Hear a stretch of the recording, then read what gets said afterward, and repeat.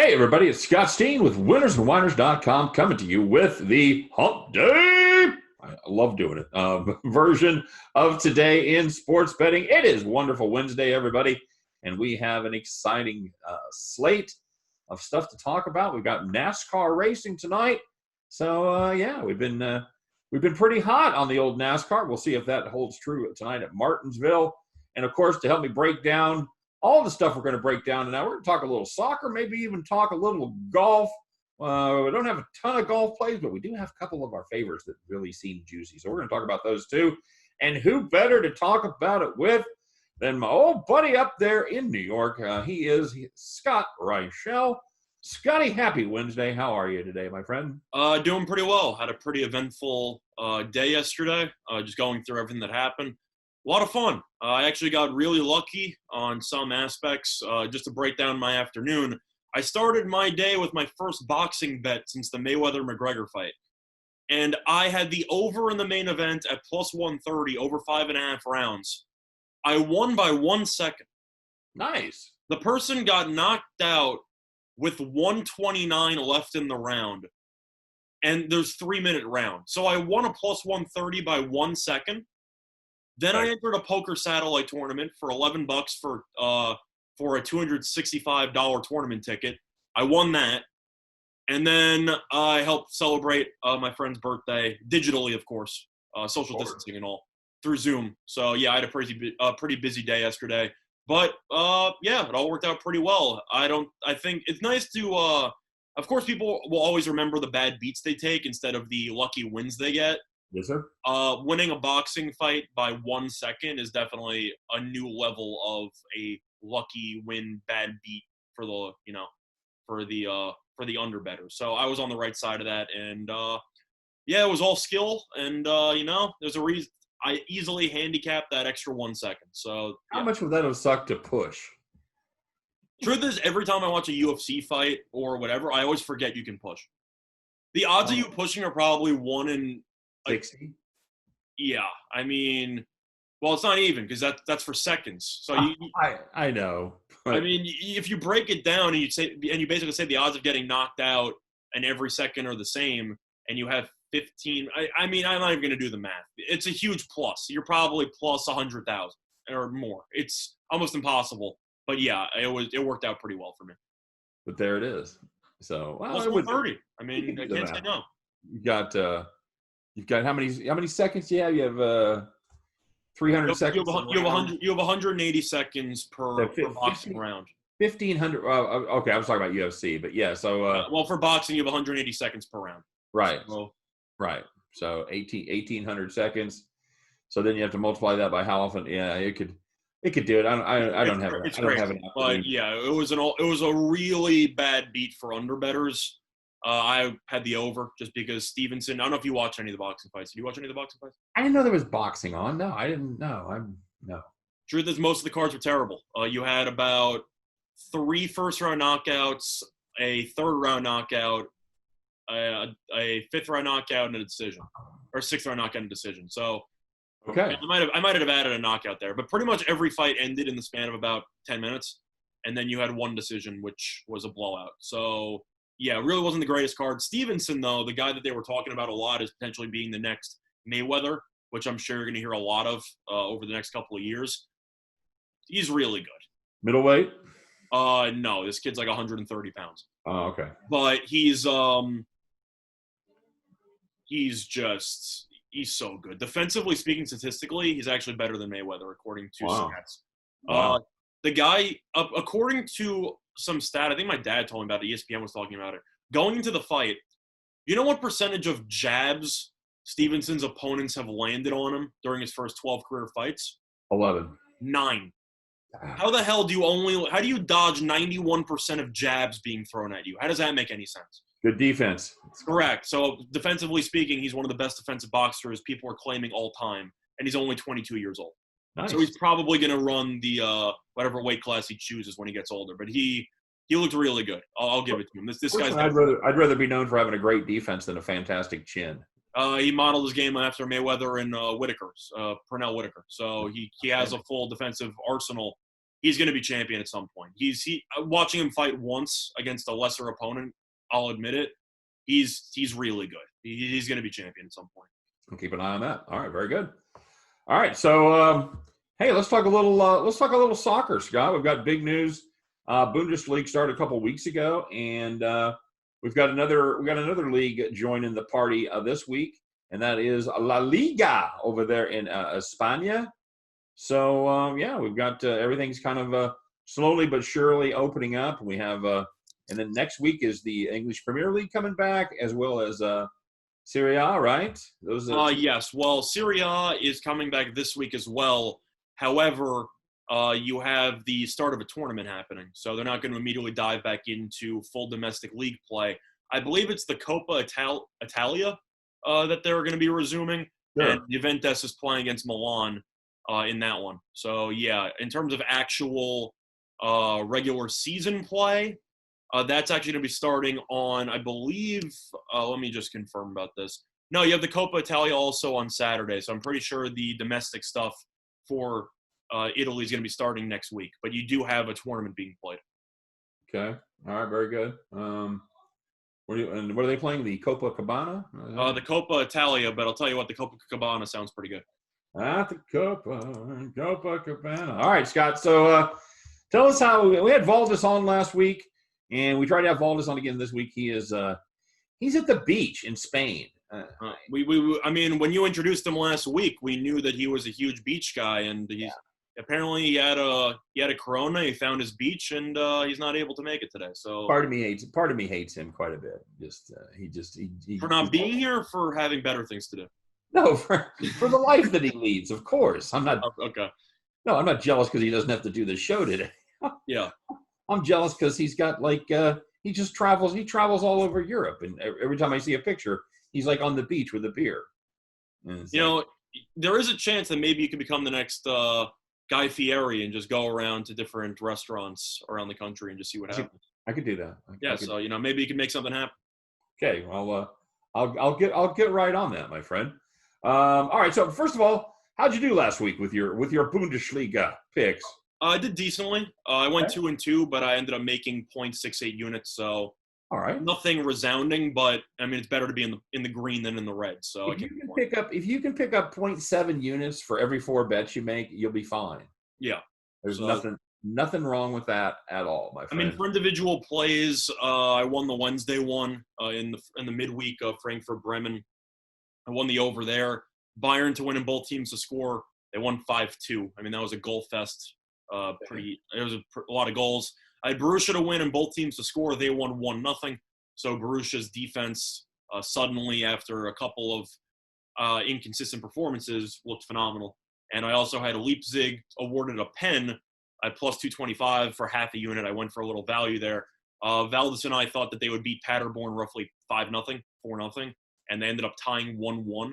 Because Leipzig picked up a red card roughly 20 minutes into the match. So Neil's saying I knew my play was dead, but I believe a tie was plus 900, and I think Leipzig money line was roughly minus 500, 600. So right. I'd rather lose half a unit on a plus 220 something play than the people who laid the wood at minus 500, minus 600. Well, and I know Valdez had an exact outcome on that. I believe he had 5-0. Yeah, I said it would probably be 4-0, 4-1, and he said right. 5-0. So we expected a lot of goals. Needless to say, whoever took Leipzig was victim of a bloodbath on Saturday. So yeah, it happens. But I made 0.7 units basically, so can't complain.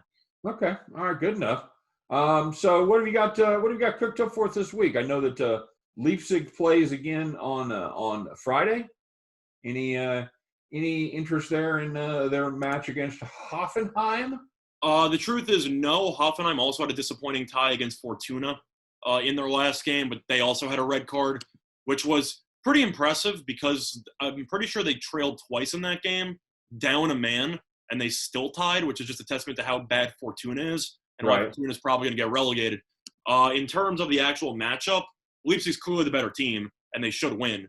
But for value, no, not really. The thing that you have to keep in mind is that especially with more soccer coming back with La Liga, and even if you wanted to go after Serie A in the Coppa Italia, with more matches, you can afford to be more selective. So I chose to skip like half the games on the card or more because I really just didn't like any of the games. So just because you have an option to bet something, and I'm sure you can agree with this, it's one of the lessons that people don't learn, or they learn the hard way when they just start sports betting. Sometimes less is more.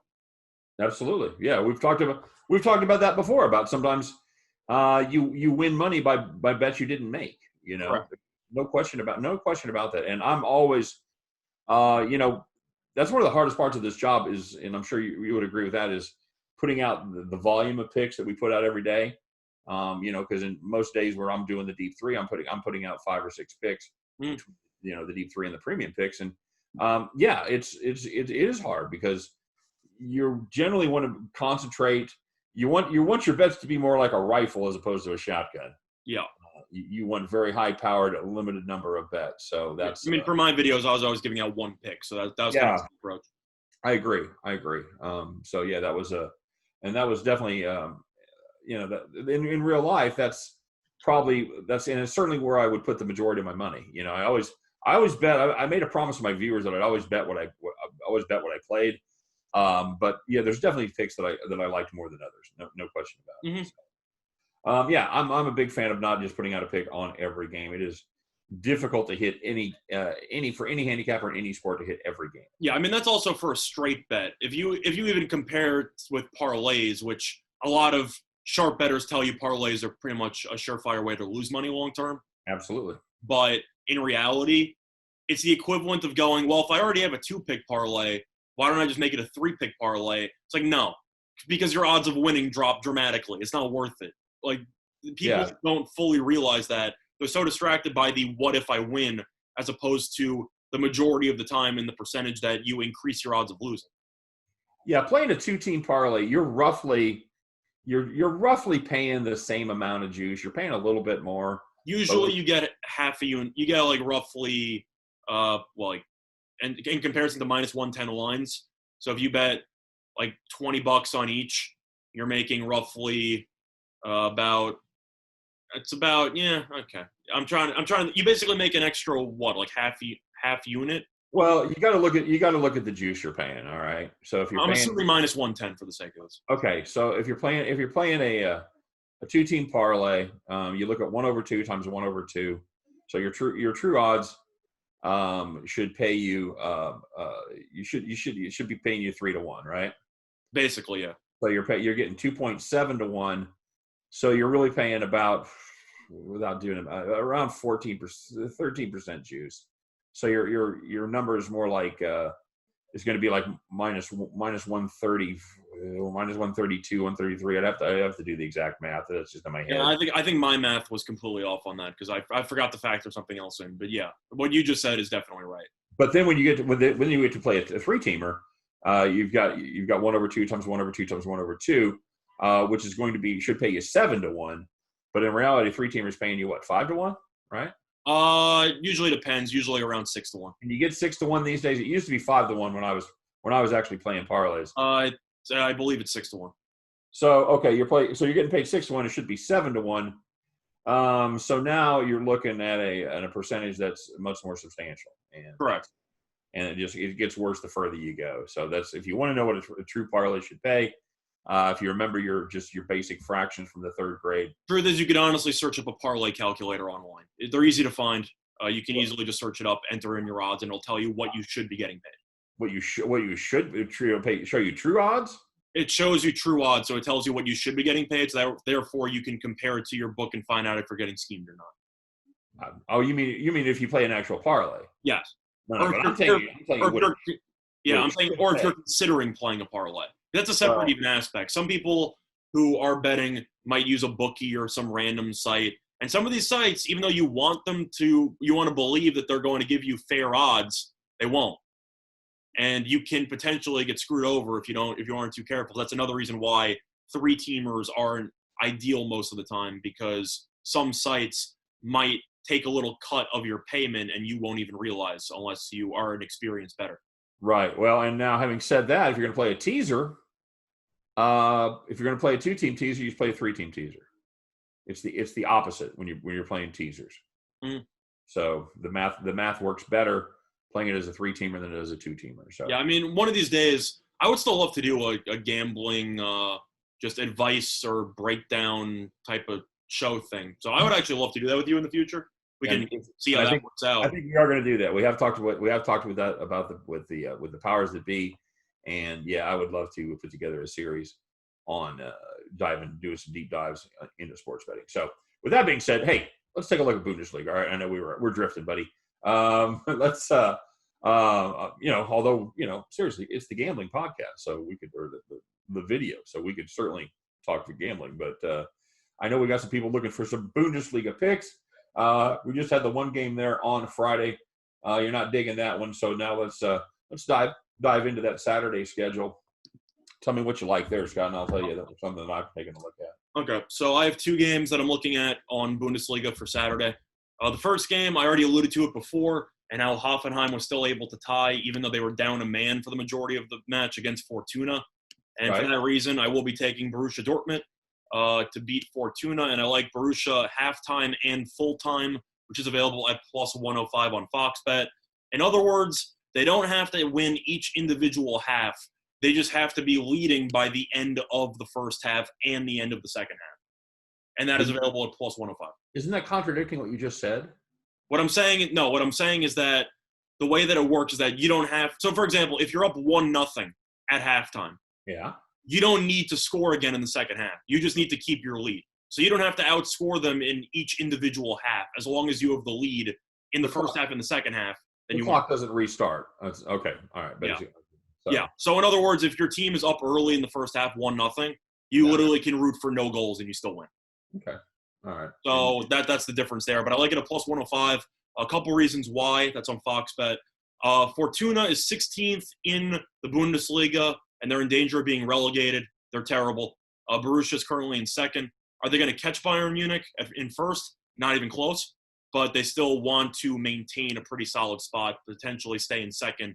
And I think that they're still going to, of course, play well. I know that the game means a lot for Fortuna, but they're not any good. Borussia is averaging 2.33 goals per game on the road, so they have had a very solid offense on the road. They tend to put goals in the net. And Borussia has also scored first in 8 of their last 10 games, and one of those that they did not was against Bayern, so I'll give them a little bit of a pass on that one. So in other words, Borussia tends to score first a lot, they tend to score a lot, and Fortuna doesn't really stop anybody, and they have issues scoring as well. So for that reason, Borussia halftime and full-time plus 105 on Fox Bet will be my first play. Yeah, congratulations, Scott. That was the one play that I was really taking a look at. Although I liked him, I liked him on the playing the run line. Basically, I don't mind giving the minus 1.5 on that. What was the juice you got on that? Minus 1.5 plus 103.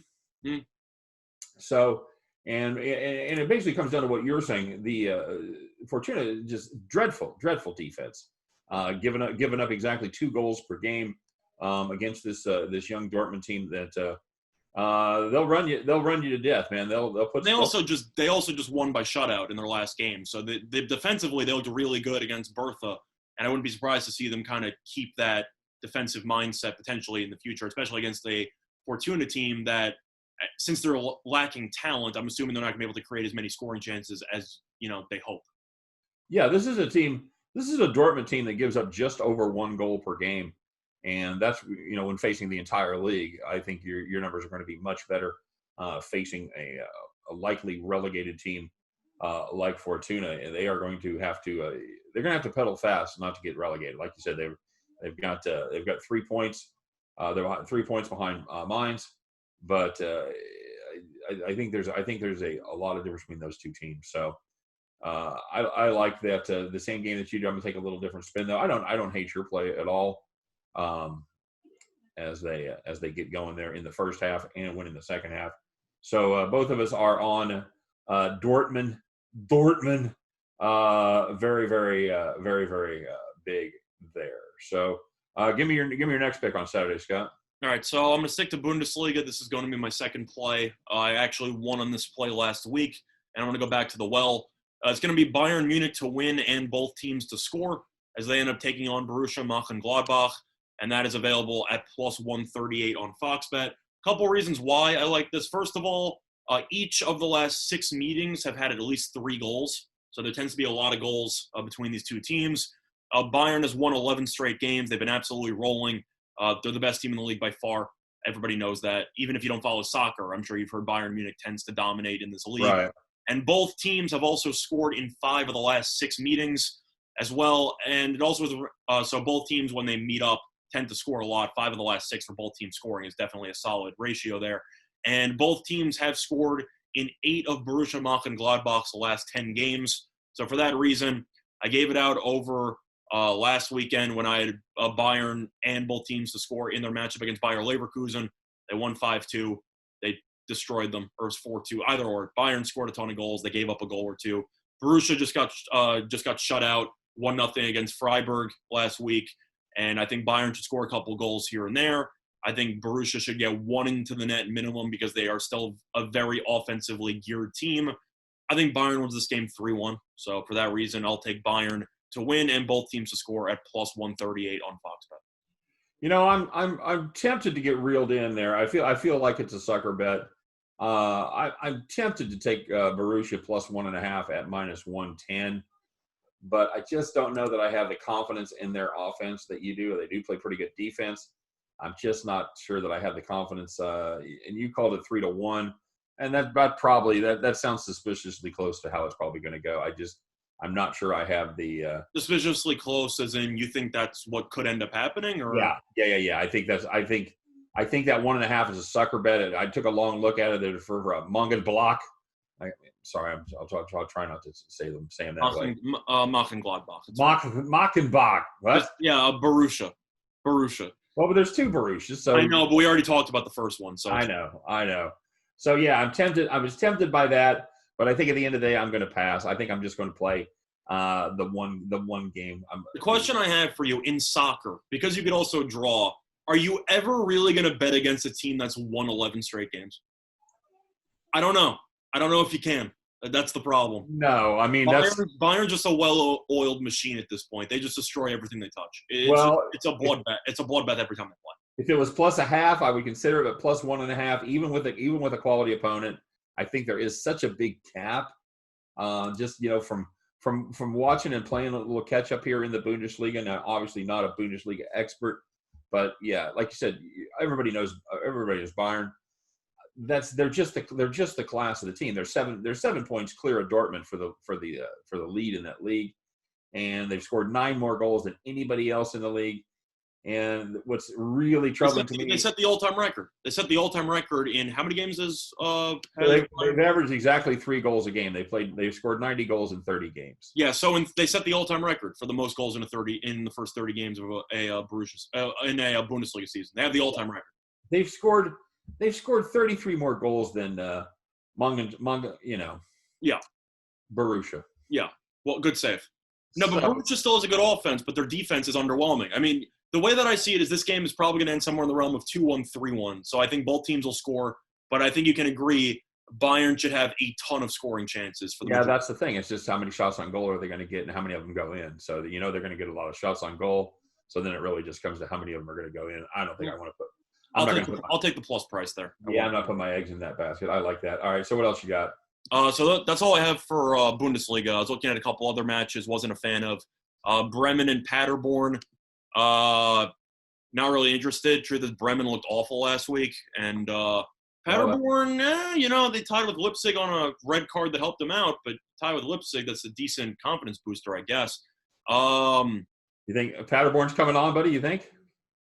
Not really. I mean, they're still not a good team, but I don't think that Bremen should be a plus 115 favorite. I think that there might be some value on the draw there. Bremen is not a good offensive team at all. So I think you can make the argument for maybe a 0-0, 1-1 draw, but I'm not going to touch that. The other matches, truth be told, I just didn't like. So I just simply decided to pass. Yeah, and it's weird that you and I were drawn to the same ones because that's the one I was looking at too. But I'd rather have the over/under about when I fall asleep watching that one as 2 terrible teams go at it. So yeah, I mean, if I was just looking at that one in general, I just think that Bremen, based on how they played last week and how they got destroyed, should probably not be a plus 115 favorite. I know that Paderborn isn't good, but I think you can agree that tying against an elite level team. I know a red card was in there and that's lucky, but still, they held their own. You lose, Right. you tie 1-1 against a top 4 team in the league, and on the other end, Bremen got smacked last week by 2 underwhelming teams. I just don't think Bremen's good enough to lay the money line price there. I think there's some value at the draw. Yeah. I'm not going to touch it, but I agree. that's my sense. I think you should see 1-1, something like that in that game. Okay. All right. Very good. All right. Tell us about La Liga coming back, Scott. All right. So, needless to say, as Scott just put it, did my job for me, La Liga's coming back. And back to you. No. So there are a couple of games that I was looking at for Spanish soccer. It's going to be pretty tough to know what to expect, though. Kind of like what happened when Bundesliga came back, where nobody was sure how sharp these teams would look. Nobody really knows. I know Barcelona made some noise as they announced that Luis Suarez is officially healthy, and he's one of their best strikers. He's not Messi level, but he's still probably a top 20 player in the world. And he's going to be back, so Barcelona should play well. But I'm not going to touch them against Mallorca. They're such a huge favorite. It's really not worth my time. I see that game finishing 2-0. I thought about Barcelona to win 2-0, but I decided to skip that. I just think they're more value elsewhere. And the first play I'm actually going to be talking about is going to be I believe it's on Friday. Yeah, it's a Friday match, and it will be between Valencia and Levante. And I actually like Valencia to win and both teams to score at plus 220 on Fox Bet. Couple reasons why I like this. I know that there are no fans there, and the home teams have struggled a lot in the Bundesliga ever since they came back. Valencia is undefeated at home. They have 8 wins, 6 draws, 0 losses. So they have been very good at home so far this season, where Levante is 3-0-11 on the road. No draws, and they've lost 11 of their 14 road games. So they've been awful on the road. Both teams have scored in each of the last 5 meetings, and Valencia has scored at least 3 goals in 3 of the last 4 meetings. Needless to say, but when these teams get together, you see a lot of goals, you see a lot of celebrations. Valencia is phenomenal at home. Levante is terrible on the road. I'm not sure if that the home team struggling trend is going to continue in Spanish soccer, but for the sake of this deal, I think Valencia should win 2-1, 3-1. So for that reason, Valencia to win and both teams to score plus 220 on Fox Bet seems to be a little bit too much value for me. I think that should be somewhere around plus 180. So for that reason, that will be my first play in La Liga. All right. What did you say that was plus 220? Yes, it's plus 220 on Fox Bet. All right. Very good. Yeah, I don't. I'm gonna take the plunge on Barcelona and Mallorca. I know somebody's got to get sucked into it. This Mallorca team just is so not good. Correct. I thought about taking it, but I really just didn't see much value in any spot besides maybe Barcelona to win 2-0. That was the only spot I saw some value in potentially. You know, I'll go ahead and I'll get sucked in. I'll take Barcelona 1.5 -2 at -103. I can do that. I think this is going to be 3-0, 4-1, something along those lines. I don't see Mallorca putting up any kind of a fight in this one. So give me Barcelona with the big victory there. And you said that you're getting half of it on -1.5, half of it at -2? Correct, at -103. Yeah, okay. All right. And you got one more? Yes, I got one more for La Liga. It's kind of a little bit hypocritical because I literally just said I didn't find any value on Barcelona besides win 2-0, and I'm about to take another team to win 2-0. It's going to be on a matchup between Real Madrid and Eibar, and Eibar is awful. Yeah, that's okay. That's the other one I was looking at. All right, go ahead. That's going to be on Sunday. Now, the main difference between Mallorca and Eibar, for the sake of why I'm taking this one instead of the other one, is the fact that Mallorca, their offense just make sure, Barcelona's on the road for that game, correct? Barcelona is on the road for that game. Correct. So Mallorca at home has actually been decent when it comes to some performances. Eibar on the road might be the worst offensive team in the entire league, and that's no exaggeration. If you actually look at their stats, on the road this season, Eibar has played 13 road games. Right. They've scored 8 combined goals. That's not good. That's not good. That's not good at all. No, it So isn't. the way that I see it is Ibar has only scored 8 goals in 13 road games, and Real Madrid has only allowed 9 goals in 13 home games. So needless to say, Ibar should barely touch the ball. I think Real Madrid's going to dominate time possession. They should have the ball 65 plus 70% of the time. And I think Real Madrid should probably win somewhere in the realm of 2-0, 3-0. It really just depends on when they decide to call off the dogs, when they're actually just up a ton in the second half. But Agreed. Ibar might get 1 or 2 shots on net. And I think that's pretty much it. So for that reason, Real Madrid to win 2-0 or to win by shutout for you Americans who don't know what that means. Plus 105 on Fox Bet, and that's going to be my last play in La Liga. I think that's fair. And unlike the Bundesliga, there's actually a real battle there at the top between Barcelona and Real Madrid. It's just 2 points separate them after 27 games of La Liga. So it'll be they'll actually have somebody to play for. So it'll be it should be all hands on deck for those 2 games. There's one thing to touch also upon. Sure. Another reason why I took Real Madrid to win 2-0 instead of Barcelona. Barcelona's given up 31 goals in 27 games. Still very solid, but it's over a goal per game. Real Madrid has given up 19 goals in 27 games. This team just doesn't give up any goals. This team is wired so differently than Barcelona. Barcelona's always known for, we got Messi, Suarez. I mean, back in the day, Neymar, even before that, Ronaldinho and Thierry Henry. They just always score goals all the time. And defense, they've had a couple of really solid defenders over the years. But in reality, they've always been a more offensively driven team. Real Madrid was the same way when they still had Ronaldo there. But ever since he left, this team has kind of taken a more defensive-oriented approach, kind of like in Atletico Madrid, where they tend to win games more in the realm of 2-0, as opposed to Barcelona winning 5-2. So for that reason, just based on how the team is made up and how they've played defensively, I feel more confident taking Real Madrid to win 2-0 at plus money than I do at Barcelona winning 2-0 at plus money. So for that reason, that's just why I took Real Madrid instead at plus 105. Okay, I'm laying at both, so there you go. We'll see how that goes. Are you also on the win 2-0 one? Real Madrid? Yeah, I don't see any reason not to be. I don't think they're going to score. Although, the thing is that you get caught up. The only word of caution I would have about those home and away stats is it's a whole different ball game without anybody in the stands. Correct, but the point is that I just think Ibar. If you look at where they are in the standings, they're 16th. They're only 2 games clear. They're only 2 points clear of Mallorca for the final relegation spot. I know. 16th. So even when there is no fans there and you go whatever, this team's just bad. It is just the way it is. So kind of like what I described with the Borussia situation, except Real Madrid is unreal defensively. So for that reason, those are going to be my 4 plays. Okay. So I don't know if you have any more you want to talk about. Those are the only ones I was interested in, and we can recap them once again. Let's go ahead and recap because that's pretty much you and I had a lot of the same plays. So go ahead and just. Do you have anything else, or that was all the ones you had? That's all I had, bud. I did 4. So the 4 plays that I gave out in order, I like Borussia Dortmund halftime, full time at plus 105 on Fox Bet. I like Bayern Munich to win and both teams to score at plus 138 on Fox Bet. I like Valencia to win and both teams to score at plus 220 on Fox Bet.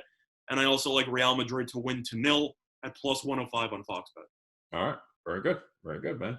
And as a special bonus, we got a little something, a little treat for the people that hung with us this long. You and I've got just a Susan, just a couple of golf picks. Golf is coming back tomorrow, and we're pretty excited about it. So we didn't have a golf guru. We just couldn't put everything together here. But you and I are going to go out on a limb and make a couple of golf picks. And this is, of course, the Charles Schwab Challenge. And a couple of things that I like here, and I'll get it started.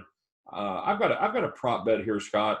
That's the top American, and I can get 16-1 on Brooks Koepka. And like we talked about, Koepka kind of had a loss 2019, had some injuries, but he's supposedly is fully healthy.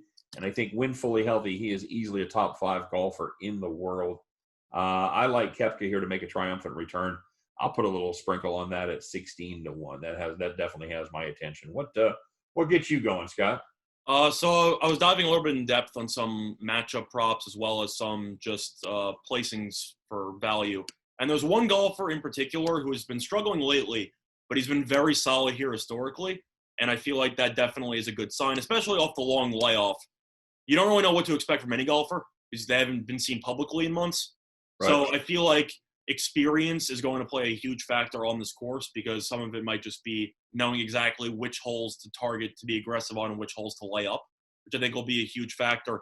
And there's one golfer that I'm actually looking at for that reason, and it's going to be Kevin Na. And I know some people might be going, Kevin Na, why him? The last 2 times he has been in this, on this course, Right. he finished top 2. The last 2 times he's been here, he's finished top 2 in a golf tournament. So he's been phenomenal here historically. He's been great. And if you look at some books here, DraftKings has Kevin Na to finish top 30 at plus 150. They have him to finish top 40 at plus 115. I'll take the plus 115 to the bank. I'll take top 40. This guy's won the tournament before. He's finished top 3 besides that. He's been very solid here historically. And I expect a lot of golfers to show a lot of rust, in my opinion. I think it will not be the most I'd say it's going to be a relatively sloppy weekend of golf with a lot of people surprisingly potentially missing cut or just looking like they're going to have some off days because they might be a little bit rusty.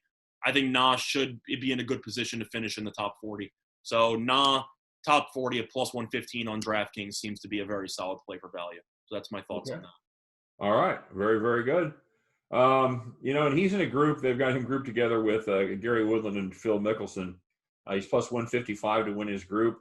I might like the old lefty in that one, bud. I don't hate Mickelson at plus 250 to win the first round there against Gary Woodland and Kevin Na. So I might take a little sprinkle on that as well.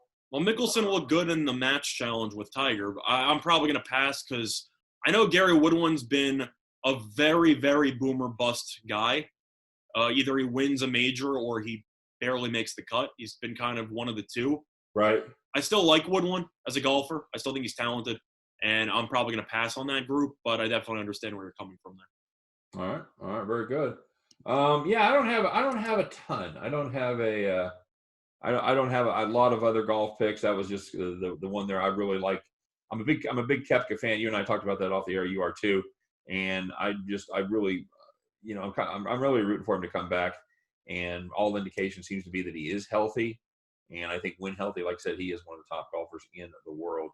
So I think we're getting a good bargain price as the market seems to take a wait and see attitude with Brooks Koepka. Me, on the other hand, I'm ready to dive right in and take him. So, and we may hit you with some golf matchups here throughout the week as the tournament progresses and they put up some duels. So we'll see how that goes. The timing of our broadcasting may not work out to do that now that I think about it, but probably not, but you never know. I mean, in terms of golfing, just to go back to the tournament for a sec, there's a couple of ways to approach this tournament. You can either go naturally for golf, either for huge value plays, where you just go, oh, this guy to win the tournament at 25-1 because why not? If he wins, it's great. Or you could honestly look for some decent juice and go, what are the odds on this guy to make the cut at minus 300? And you're like, whoa, minus 300. And then you go, wait a second. He's a top-tier golfer in the world. He'll probably make the cut. You know what I mean? Like, there are different ways to go after golf.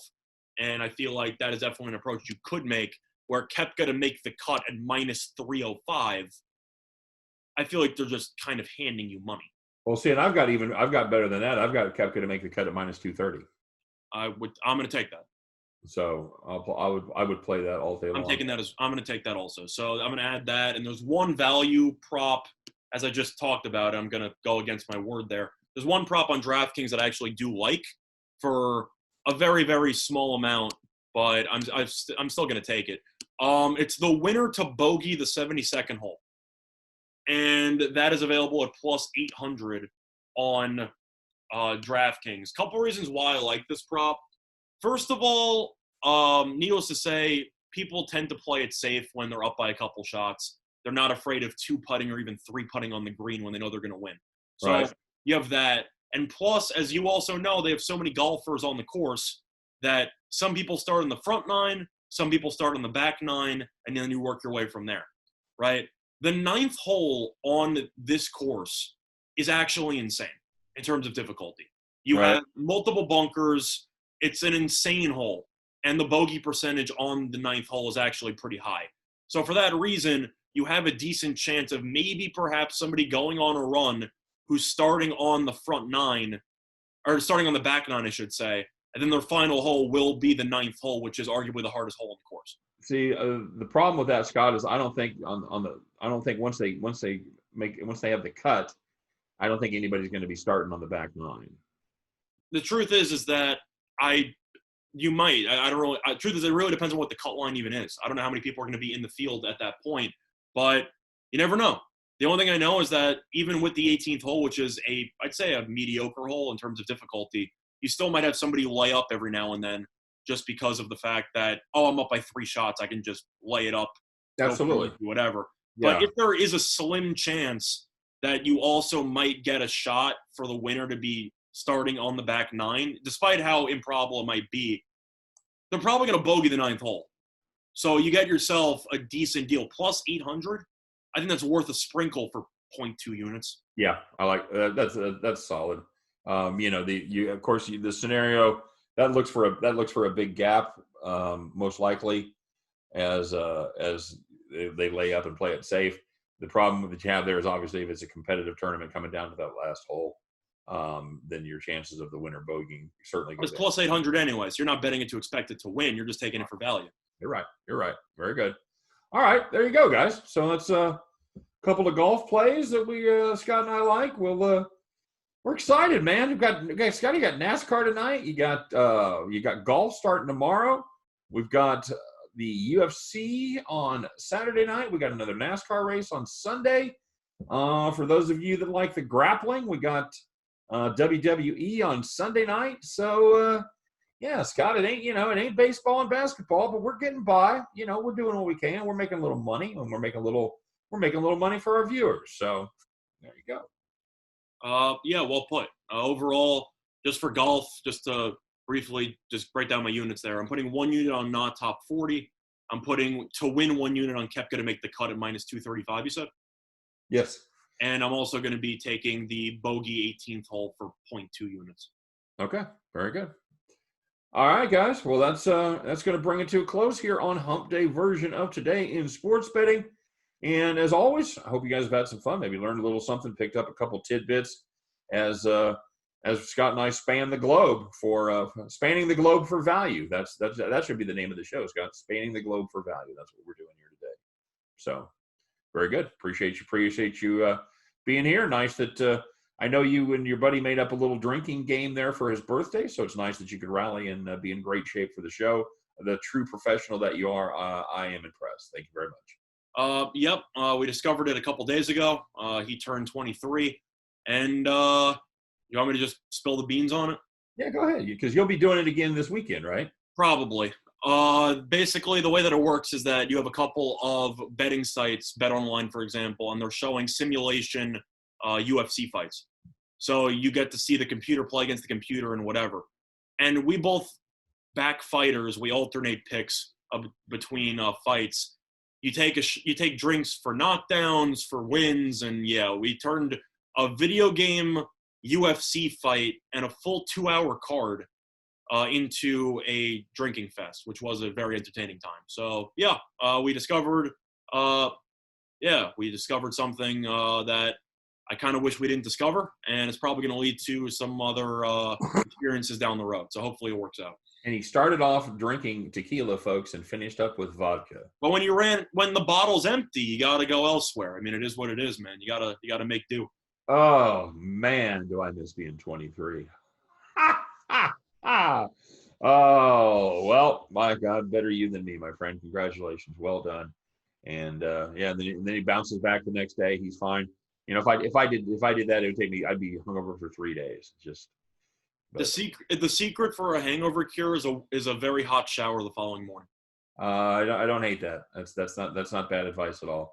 Pump the water, take a shower, you get out, you feel like a new human being. I agree. Mm. So, all right, bud. All right, well, we'll be back tomorrow. We're going to talk. What are we going to talk tomorrow? A little UFC, Scott? Yeah, we're very well prepared, as you can tell. Yeah, we're talking UFC tomorrow. Talking UFC tomorrow. Yeah, and that's going to be the Saturday night fight night. We're excited about that card. I know you already know the answer to that, but no. You know what though? Still pays green money, baby. So let's go out. We'll be spanning the globe for value tomorrow, and next stop will be on the UFC. So we'll be back tomorrow to talk about the UFC. Until then, I am Scott Steen. He is Scott Reichel. Oh man, maybe I should start doing some shots. I don't know. Everybody, we thank you very much for tuning in. As always, don't forget to stop by and check out winnersandwhiners.com and our sister site over there at statsalt.com as well. Talking about a lot of the things that Scott and I are talking about, a lot of soccer, a lot of golf, a lot of you know what? If it's being played and you can bet on it, we're probably talking about it over there at Winners and Whiners. So make sure you stop by and check that out. Got a lot of good writers over there. And until tomorrow, you guys have a great day. Stay safe, everybody. Get out there and enjoy the sun. Have some fun. And we'll be back tomorrow to talk a little UFC. Until then, take care. Bye-bye.